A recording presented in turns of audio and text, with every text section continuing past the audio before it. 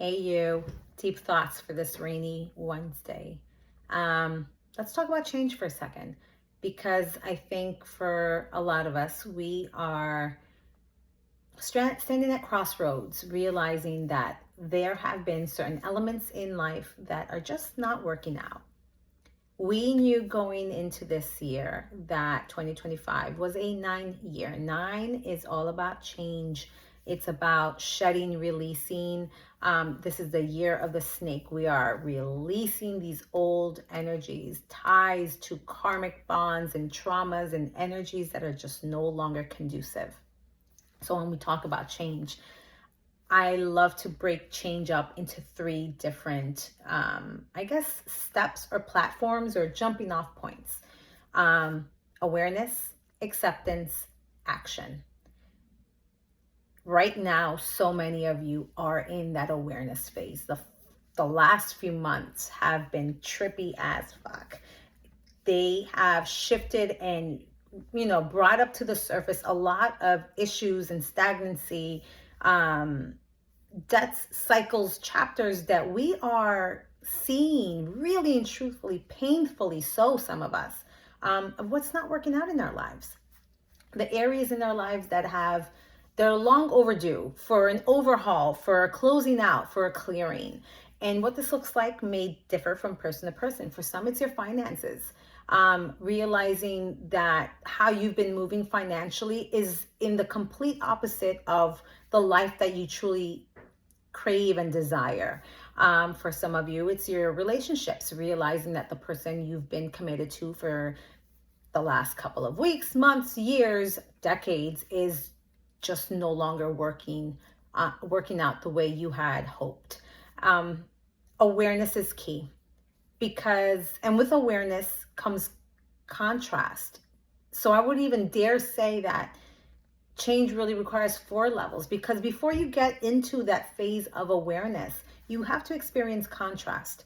And when I talk about contrast, I'm talking about life creating experiences for you that end up proving to you or showing you clear as day the complete opposite of what it is that you truly desire.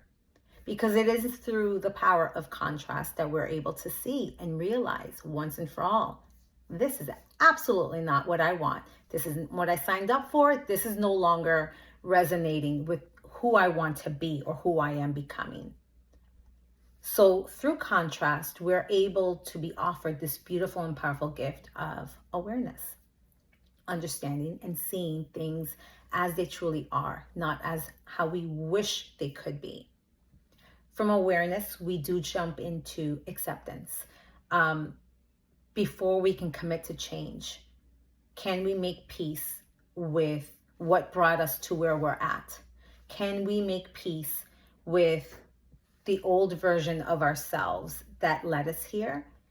Can we make peace with the fact that so many of the choices that we've made came from a wounded place? Can we make peace with the reality that we are currently existing in? And making peace isn't about surrendering and giving up and saying, I'm going to hide and sulk in the corner now and just, well, it is what it is. I guess I just have to suck it up. That is not making peace. That is defeat. But before you can take any actionable steps, you've got to really accept where you're at. Take a good, cold, hard look at your reality. How does it make you feel? How do you feel coming home after a long day of work to a partner that drains you and sucks you dry? How do you feel entertaining family members that bring chaos and reopen wounds and trauma in your life? How do you feel having to wake up every single morning, going to that job that sucks you dry? There's so many different things that we're waking up to. So many, and for some of you, it's more than one thing. It could be finances, relationships, and friendships. For some, it could be health and mental health. There's so many different ways that this may be manifesting in your life. But in order to create the change that we want, we've got to be able to see things for what they are and really accept what's working and what isn't. And for many, the self-awareness is there, or at least finally arriving. The self-acceptance is a deeper layer of work that, if I'm being honest, not many are ready for, because it's a deep dive into you and exploring yourself on your own terms, not through the lens of others' opinions. And we are so used to people pleasing in our lives that it makes it really hard to just touch base and connect with your own inner wisdom and your own compass, kind of silencing the sounds and the opinions of the world for a moment, long enough to hear and understand what it is that you truly want. It's not easy. It's not for the faint of heart. But if and when you have the courage to entertain that next layer, hopefully the next one is really where you're being ushered into, which is actionable change.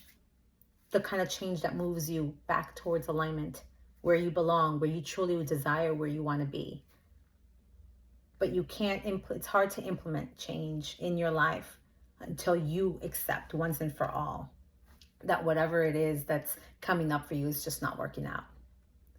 So on this nice rainy day, I invite you, still under the very powerful light of this full moon, which brought in illumination and clarity, things from the shadows coming up to the surface, deep emotions that we're still processing. Where in your life can you finally see through the fog? What has been illuminated for you? What are you seeing and coming to terms with, understanding that it's not working out? Can you make peace with the fact that it's not working out so that you can set yourself free and allow yourself the opportunity to move forward and to create the change that you truly seek? That's my invitation for you today. Love you guys, and I hope that you're doing well. Remember, this energy isn't about punishment. These are deep, soulful reflections that are meant to get you to see and process your life through a different lens. It's meant to stir up these deep and often uncomfortable emotions so that you can see that it's still an open wound, that you can see that this is trauma, that you can see this is unhealthy, that you can see this is not where you want to be. All to get you to finally take those steps towards where you do want to be. Again, I love you. Have a beautiful day, and I'll talk to you soon.